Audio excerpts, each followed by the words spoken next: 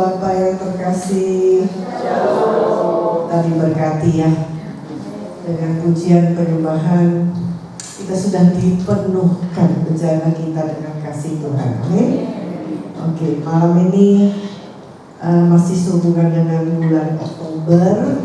Mari kita sedikit terus dan mungkin akan terus mengenang satu pribadi yang Tuhan Yesus berikan kepada kita dengan jelas di Yohanes 19:27, 26-27 yang mengatakan inilah ibumu. Ya, kita mengenang Maria, meneladani, berusaha semakin mendalami di dalam teks-teks atau ayat perikop tentang Maria tidak banyak di dalam kitab suci ya. Kita buka yuk Yohanes 2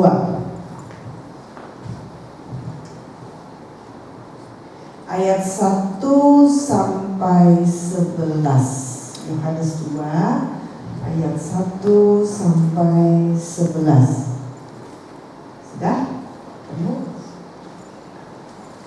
Baik, yuk kita bersama atau kita bergantian ya Ibu Bapak ya. Saya awali dulu, lalu Ibu Bapak ayat yang ke-6. Pada hari ketiga ada perkawinan di Kana yang di Galilea dan ibu Yesus ada di situ. Yesus dan murid-muridnya ketika mereka kekurangan anggur, ibu Yesus berkata kepadanya, mereka kehabisan anggur. Kata Yesus kepadanya, apa pernah kau daripada ibu satu belum tiba? Tetapi ibu Yesus berkata kepada pelayan-pelayan, apa yang dikatakan kepadamu, buatlah itu. Di situ ada pelayan yang disediakan untuk membasuh menurut adat orang Yahudi. Masing-masing isinya 230. Yesus berkata kepada pelayan-pelayan itu, isilah tempayan-tempayan itu penuh dengan air, dan mereka pun mengisinya sampai penuh. Lalu kata Yesus kepada mereka, sekarang sewa dan bawalah pada pemimpin pesta. Lalu mereka pun membawanya. Setelah pemimpin pesta itu mengecap air yang telah menjadi anggur itu, dan ia tidak tahu dari mana datangnya, tetapi pelayan-pelayan yang mencegap air itu mengetahuinya. Ia memanggil mempelai laki-laki. Dan berkata kepadanya, setiap orang menghidangkan anggur yang baik dahulu, dan sesudah orang puas minum, barulah yang kurang baik. Tapi engkau menyimpan anggur yang baik sampai sekarang. Bersama-sama, hal itu dibuat Yesus di Kana yang di Galilea sebagai yang pertama dari tanda-tandanya, dan dengan itu ia telah menyatakan kemuliaannya dan murid-muridnya percaya kepadanya. Demikianlah sabda Tuhan. Terpujilah Kristus. Saudara, ini memang mukjizat pertama yang Yesus lakukan, karya pertamanya ya. Kalau kita melihat di tempat lokasi di mana peristiwa ini terjadi, satu perkawinan ya, satu perkawinan berarti ada undangan, ada orang banyak, melibatkan tidak hanya keluarga tetapi orang banyak. Maka di sini mau tidak mau kita tidak bisa melepaskan bahwa karya Allah disaksikan ya, disaksikan oleh banyak orang ya, dialami secara langsung keluarga itu, tetapi yang merasakan berkatnya, yang merasakan rahmat daripada karya Yesus adalah semuanya. Ya, di sini luar biasa karya Yesus yang pertama, mukjizat yang pertama. Di mana? Dikatakan di sini ayat pertama, pada hari ketiga ada perkawinan di Kana yang di Galilea. Kana yang di Galilea. Jadi rupanya mungkin ada satu kota Kana lain yang tidak di Galilea ya. di daerah lain gitu. Ini kota Kana yang di Galilea. Arti Kana sendiri itu adalah buluh. Buluh, ingat gak ada yang lagu yang mengatakan buluh yang terkulai takkan dipatahkannya, ya. Jadi buluh yang terkulai takkan dipatahkannya artinya apa? Karena arti kota Kana itu adalah buluh yang maksudnya adalah yang rapuh, lemah, ya. Ini arti daripada kata Kana. Galilea apa sendiri? Karena kata-kata tempat itu bisa kita kembangkan menjadi sebuah refleksi di dalam aplikasi hidup sekarang ini. Ya, kita tidak tinggal di Kana, kita tidak berada di dalam seperti pernikahan. Dan setiap bacaan peristiwa karya Yesus apa, bicara apa buat kita, ya Ibu Bapak. Nah, Galilea, kalau kita melihat Galilea itu apa? Galilea itu bukan tempat yang baik. Yuk, saya ajak dia sedikit. Yohanes 7 ayat 52 berkata ini, ya. Yohanes 7 ayat 52 berkata begini. Ya, saya baca ya, Yohanes 7:52. Ih, cepet banget. Nah, siap nih. 2, 3. Jawab mereka, apakah engkau juga orang Galilea? Selidikilah kitab suci dan kau akan tahu bahwa tidak ada nabi yang datang dari Galilea. Nah, enak kan? Artinya kata-kata yang artinya rapuh, lemah, yang terkulai, lalu dikatakan Kananya itu di daerah Galilea. Mungkin saja di kota Surabaya di Jawa Timur gitu ya. Teritorinya itu adalah secara provinsinya Galilea. Dan di Galilea dikatakan tidak ada nabi yang datang dari Galilea. Gersang banget imannya gitu kira-kira ya.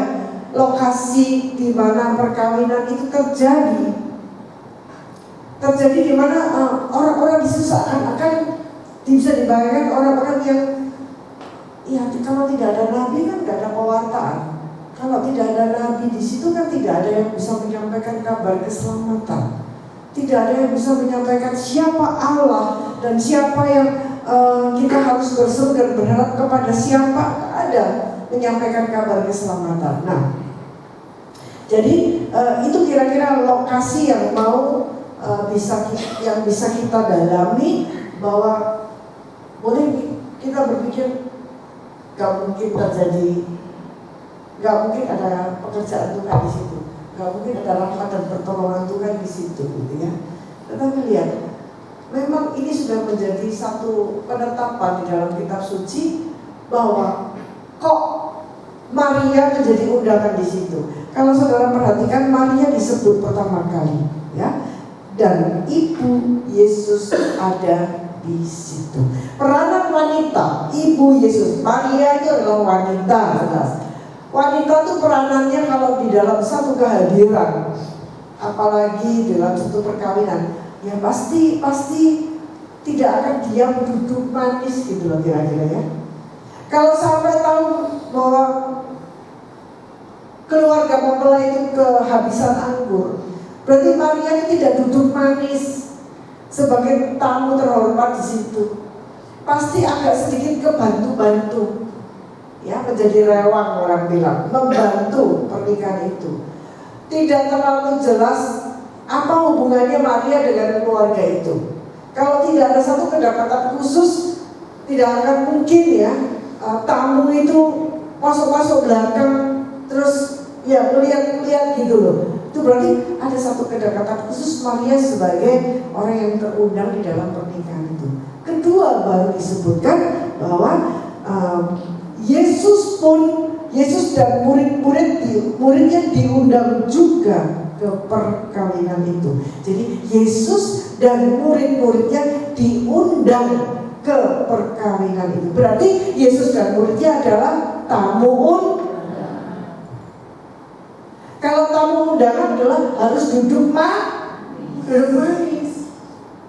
Ya, kata-kata tuh kadang-kadang bisa memperjelas. Kalau Maria di situ, di dalam perkawinan dikatakan, ada Maria loh di situ.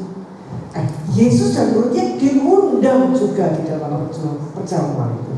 Jadi Maria terlihat sudah hadir duluan, baru Yesus dengan muridnya sebagai undangan datang, duduk manis sebagai tamu, dan mereka pria, ya, pria nggak usah sok-sok repot, sok-sok ke dapur-dapur gitu ya kan. Pria biasanya duduk manis, nggak usah pusing urusan dapur. Ini keadaan kira-kira yang bisa kita baca saat perkawinan di Kana, ya. Maka saudaraku yang dikasihi Tuhan, ayat ketiga langsung terlihat, ya, entah mereka orang Yahudi itu kalau ada pernikahan mau berapa hari, berapa jam. Zaman-zaman orang dulu kayaknya tidak secepat kondangan atau pesta resepsi pernikahan seperti kita ya. Sewa gedung mahal 2 jam harus selesai semuanya gitu ya. Tapi terlihat di sini ada satu pesta yang cukup, ada satu proses yang panjang. Sehingga pada saat ketika mereka kekurangan anggur, Ibu Yesus datang kepadanya. Ketika kalimat ini mau mengatakan bahwa ketika selama proses hidangan berlanjut, Maria menemukan mereka kekurangan anggur. Kitab suci tulisnya pas ya, nggak mungkin salah.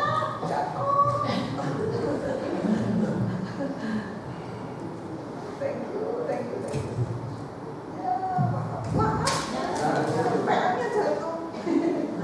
Ya, saya nggak boleh senggol-senggol. Ya, jadi sampai mana ngomongnya tadi lupa. Setelah proses hidangan itu, Maria tahu mereka kekurangan anggur. Berarti Maria masuk dapur, ya kan? Gak mungkin stok makanan dan minuman itu langsung di hadapan para tamu undangan. Stok itu biasanya suka ada di belakang, dikatakan di gudang, apalagi di dalam tempayan gede-gede. Gak mungkin tempayan itu disajikan di depan tamu yang banyak itu. Saudaraku yang terkasih, Maria terlihat di sini satu sosok orang yang mempunyai perhatian. Kita mulai melihat ya, kita gali apa yang ada di dalam diri Maria. Kenapa kita harus, selain menanggapi seorang ibu yang diberikan oleh Yesus, dan Yesus saat memberikan seorang ibu buat saudara dan saya, ibu itu pasti tepat dan terbaik.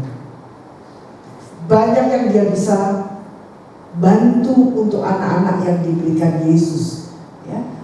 Maria mempunyai anak-anak kita yang diberikan oleh Yesus. Ini ibumu, ini anakmu. Jadi pada saat itu Maria sangat peka dan dia bisa melihat kebutuhan daripada pemimpin pesta itu, anggurnya mulai kurang. Saudara yang terkasih, di sini terlihat, ya, Maria sangat mempunyai empati dan perhatian yang sangat baik kepada kesulitan orang lain. Baikkan itu. Terlihat di sini Yesus belum tahu, dia sudah tahu. Yesus belum tahu, dia sudah tahu. Coba renungkan di dalam kesulitan kita ya. Coba renungkan di dalam pergumulan kita. Kadang-kadang kita belum ngomong apa-apa, belum berdoa litani berulang-ulang, belum doa rosario, Maria udah tahu kesulitan kita. Sebetulnya kalau saya secara pribadi ya, pada saat saya mengalami beberapa kejadian ya. Saya pernah mengalami ketemu dengan satu kepanikan, anak saya juga mengalami dengan satu kepanikan, stres, depresi.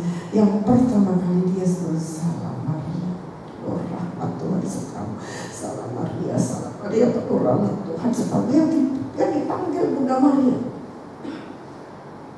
Kayaknya hati ini pada saat kita berkata salam Maria, Santa Maria, hati ini rasanya memanggil seorang ibu yang pasti datang dan pasti merangkul kita. Ini Maria, saudara. Satu kehadiran seorang ibu yang sangat peka, pekanya luar biasa. Saat perkawinan itu mempunyai kekurangan, berarti ada problem, ada masalah. Masalah itu menyangkut apa? Ya malu kalau hidangan, dikatakan orang lain kalau punya pesta yang baik keluar dulu anggurnya. Nanti kalau udah lama-lama orang nambah baru yang anggur yang paling yang kurang baik. Tapi ya, keluarga ini ternyata mengalami mujizat yang tidak seperti tradisi. Ya, orang yang berhajat memberikan satu suguhan minuman. Ya, Allah merubah. Tapi Maria kembali kepada Maria loh. Setelah melihat kekurangan ini, ini cara melihatnya ya.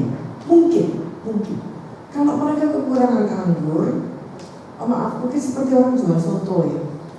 Orang jual soto ayam itu, kalau kita datang pertama kali, kuahnya kan masih kental ya, kuah full. Tapi kalau sudah dia laku, coba datang siangan sorean mau habis. Nah, kira-kira anggur itu gitu. Kira-kira perkawinan di kanan kan disebut tadi.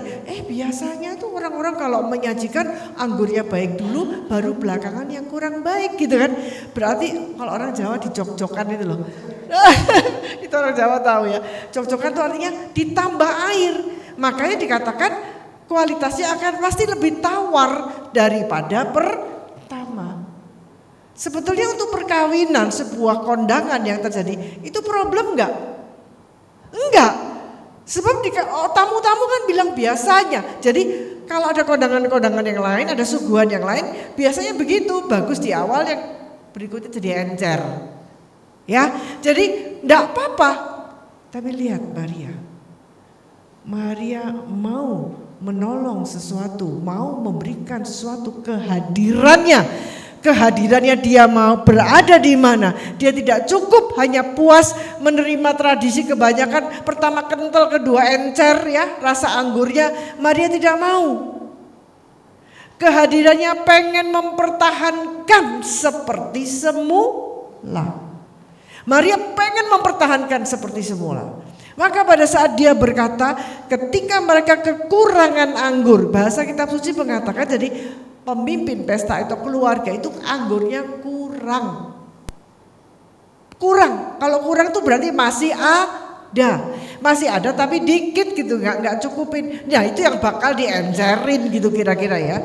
Tapi lihat, ketika mereka kekurangan anggur, ayat ketiga, Ibu Yesus berkata kepadanya, mereka kehabisan anggur.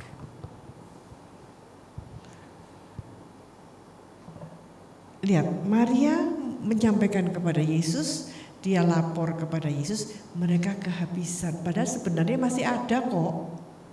Masih ada dikit gitu loh, jadi kurang. Tapi Maria pengen Yesus memberi lebih banyak dari yang dibutuhkan. Saudara, kalau mau mendalami wanita ini, ibu kita ini, wah, luar biasa. Jadi kalau problemnya tuh sebetulnya sedikit kurang, tinggal nambahin. Tapi Maria saat tahu dan dia menyampaikan kepada Yesus, dia berkata mereka anggurnya habis. Kalau habis berarti kasih banyakkan, betul? Kehadiran Maria di dalam hidup iman kita, kehadiran Maria di dalam harapan kita sebagai orang yang percaya menanti pertolongan Allah. Dan saat saudara sungguh menghadirkan dia, saudara, ya, Maria itu bukan orang yang haus pujian, Maria itu bukan orang yang haus kuasa, Maria itu bukan pengen carmuk, tidak. Bahkan saudara itu peduli gak peduli dengan dia, dia tetap, sebab Yesus yang perintahkan dia kepada Maria, inilah anakmu. Tapi berapa banyak orang yang tidak mau menerima Maria? Maaf, orang Katolik pun belum semua. Kalau Yohanes 19:25-27 itu, ya maaf, ada orang-orang di luar sana. Saya tidak mau mengatakan itu bisa di luar Katolik, itu bisa di luar ruangan ini. Pokoknya ada orang-orang di luar sana. Bahasa kitab suci perjanjian lama sampai uang lotok itu. Mau rasul-rasul, nabi-nabi, Raja Salomo, Daud, mereka adore. Mereka memuja luar biasa. Tetapi pada saat Yesus kalau berkata, inilah ibumu, inilah anakmu, cuma 2 kata Yesus bisa ngomong di saat terakhir sebelum dia mati di atas kayu salib. Dan 2 kata cuma dengan begitu susahnya dia mengatakan inilah ibumu dan inilah anakmu.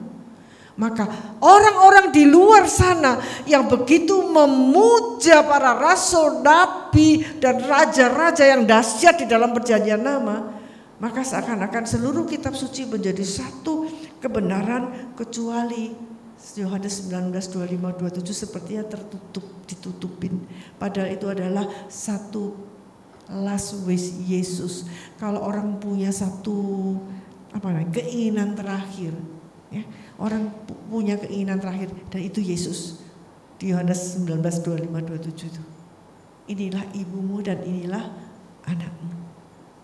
Kalau kita punya mak engkong yang mau meninggal, ada kata-kata, coba, ya apa mama, apa kong, apa opa. Kita pengen tahu toh apa yang dia pengen kan. Pengennya mungkin aku gak mau dikubur, aku gak mau dikremasi, pengennya apa, punya pesan-pesan. Coba, kalau kita mendengarkan orang tua kita yang mau memberikan pesan terakhir dan kita dengar, berani gak melakukan? Berani gak kita gak melakukan? Nah, dan ini yang memberi pesan terakhir adalah Yesus. Maka pada saat Maria kembali mengatakan mereka kehabisan. Mau dikatakan Maria bohong? Enggak, bukan bohong. Memang mereka anggurnya habis tinggal dikit. Diplesetkan sama Maria, mau mengatakan intinya Maria ingin bahwa karya Yesus itu full, total dan penuh dengan berkat dan rahmatnya melimpah. Sehingga pada saat mereka mendengar, Yesus mendengar itu, dia berkata, mau apa engkau daripadaku ibu? Saatku belum tiba. Mau apa ibu? Maria bukan orang yang pengen didengar. Loh, ya. Jadi Yesus ini, mereka kehabisan anggur. Kamu mau apa ibu? Aku kan belum saatnya tiba. Yesus ngomong gitu. Maria tidak menjawab. Intinya kalau seorang ibu ini kan, lu kok gak ngerti ya? Karena aku bilang mereka tuh kehabisan anggur gitu loh ya. Ya kasih anggur. Namanya mami, ibu. Seorang ibu, anaknya pura-pura saatku belum tiba. Ya ada perkataan teologis Yesus bahwa ini merupakan karya Yesus belum dimulai maksud Yesus. Berarti. Ayo saya mau ajak saudara protes boleh. Berarti kalau Yesus bilang, kamu mau apa ibu, saatku belum tiba. Kalau gak ada Maria, air bisa berubah menjadi anggur gak? Karena Yesus konsisten dengan perkataannya, saatnya belum tiba.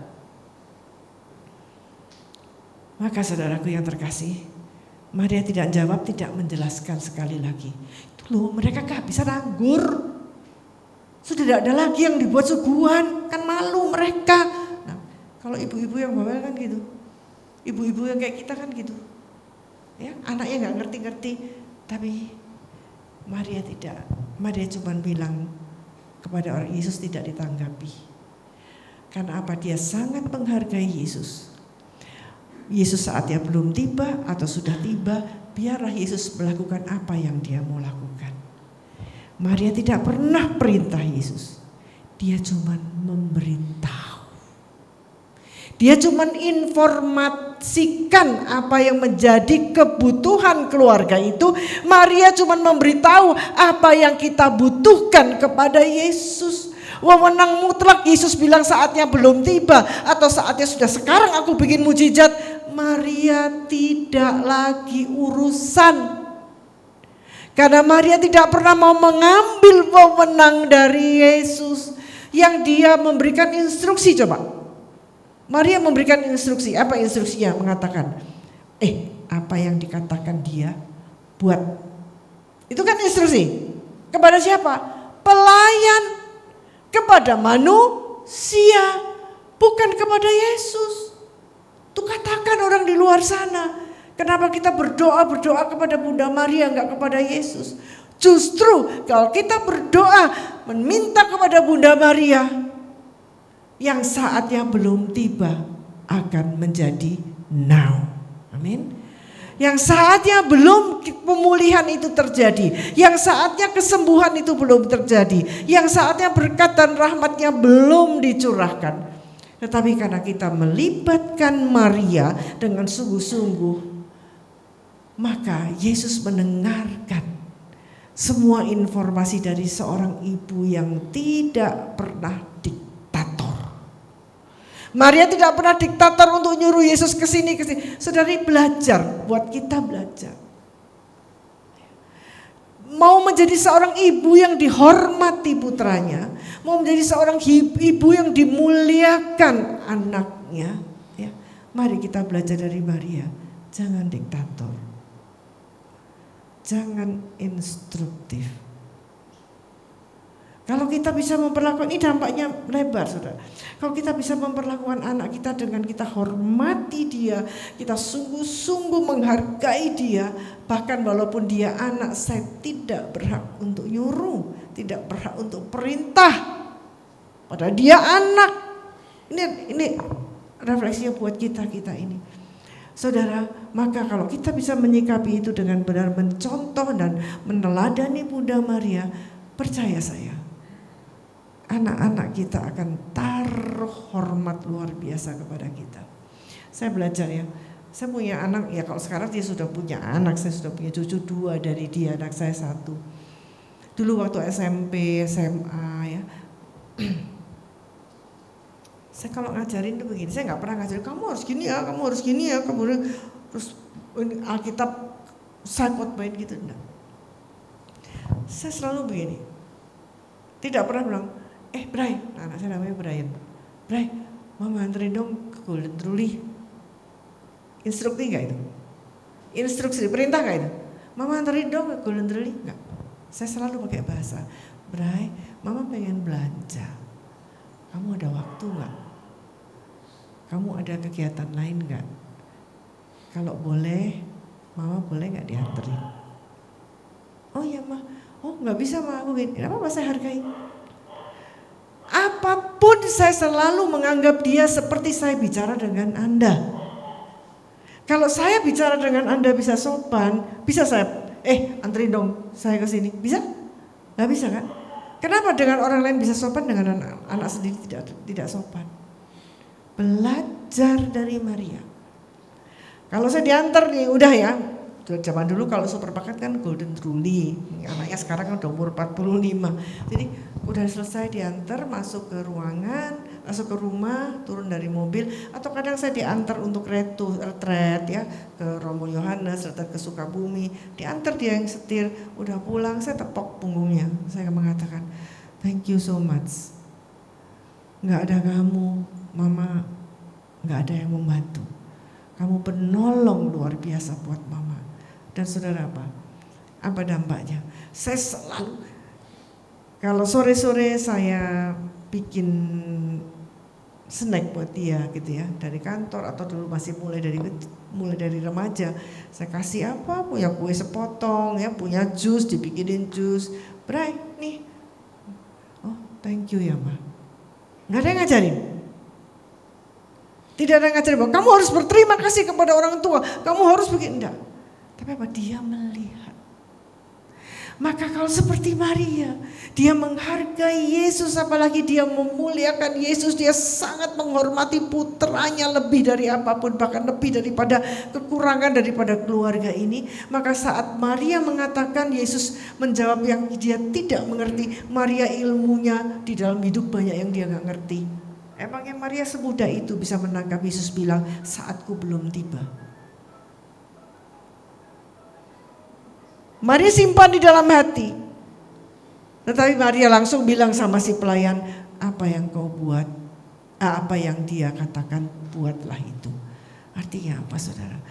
Maria selalu mengembalikan kita dan selalu mengarahkan kita kepada do lakukan perintah Yesus, lakukan perintah Tuhan. Hidup di dalam firman-Nya, hidup makan firman-Nya.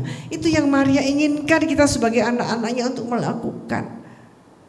Dia tidak pernah, saudara, tidak pernah mau mendahului Yesus. Dia bisa memberikan, dia tidak bisa memberikan. Dia selalu informasikan ke Yesus. Dia sendiri tidak bisa memberikan apa-apa, ingat. Maria tidak bisa berikan apa-apa. Yang pemberi, the giver adalah Yesus. Yang memberi adalah Yesus, Tuhan sendiri. Dia hanya membawa permintaan itu dan mengatakan kesusahan kita. Apa yang kita gumuli, apa yang kita susahkan dan sedihkan. Maria membawa semua itu dengan hati yang sepenuh-penuhnya sebagai seorang ibu yang punya perasaan seakan-akan itu adalah dia punya problem sendiri. Dan pada saat hal itu dilakukan, Yesus memberikan instruksi yang sangat jelas. Isi tempayan ini penuh dengan air, itu yang sering dikhotbahkan kan.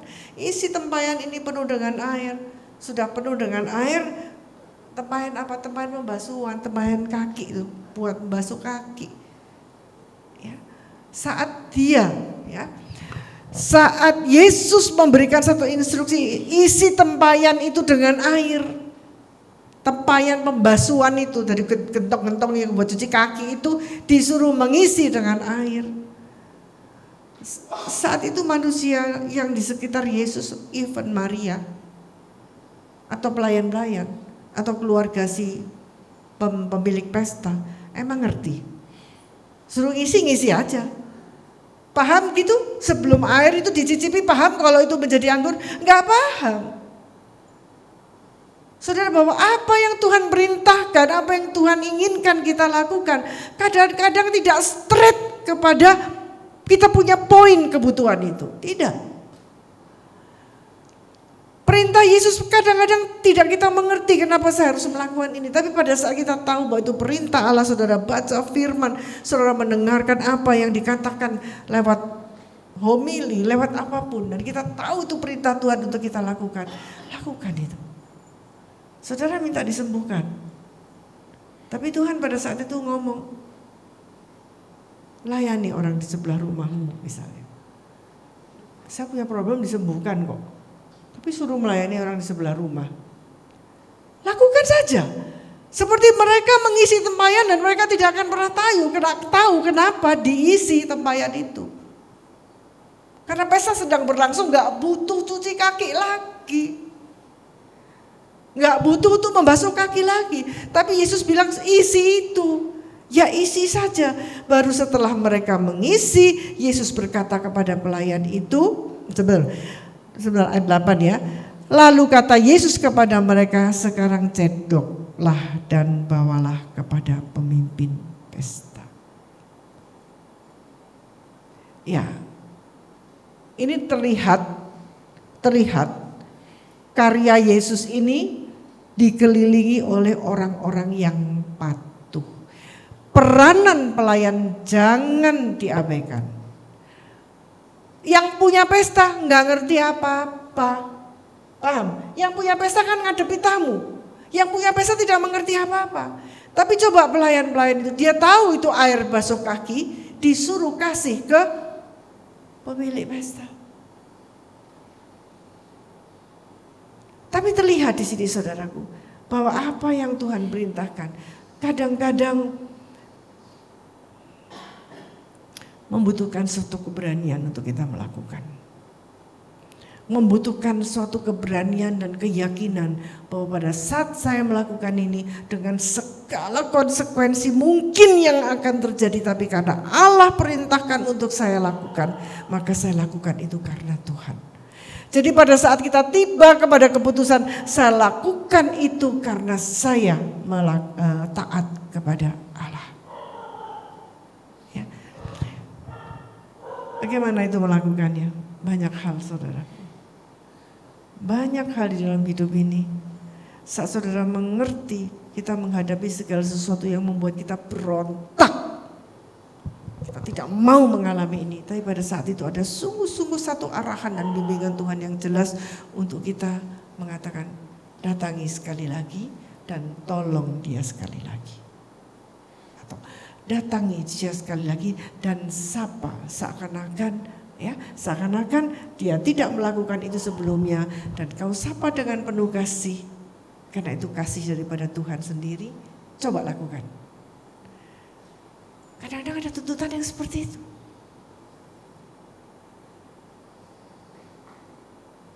Apa saya mau beri contoh yang lain? Kadang-kadang begini, saudara. Kita diberhadapkan ya dengan satu suasana yang kita tahu bahwa lagi marah nih dia. Dia lagi gak suka hati nih sama aku. Lalu nih kalau saya, perintah Tuhan gimana? Itu kan katamu. Ayo sapa dia sekali lagi. Sapa dengan penuh kasih dan ajak dia untuk berbicara lagi. Saya tahu bahwa dia tuh gak suka loh sama saya dan mungkin marah dengan saya. Tapi ada satu dorongan hati yang mengatakan, itu kan katamu. Katamu bisa salah. Disuruh lakukan sesuatu lagi dalam tindakan kasih. Tindakan kasih apa? Bisa menyapa, bisa memberi makanan, bisa nawarin, yuk pulang bareng aku. Ya, macam-macam. Ya. Tapi begitu saat itu dilakukan, saudara, terjadi sebuah perjumpaan kasih. Ternyata dia tidak seperti yang aku predik. Paham? Dia tidak seperti yang saya pikirkan. Jadi mau bagaimana di dalam merefleksikan apa yang dilakukan oleh para pelayan ini?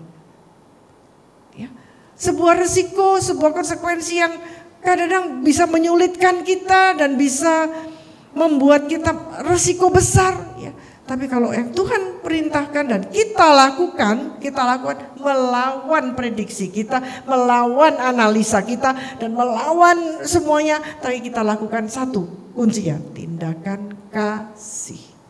Tindakan kasih itu tidak usah perlu peluk-pelukan, I love you, bukan.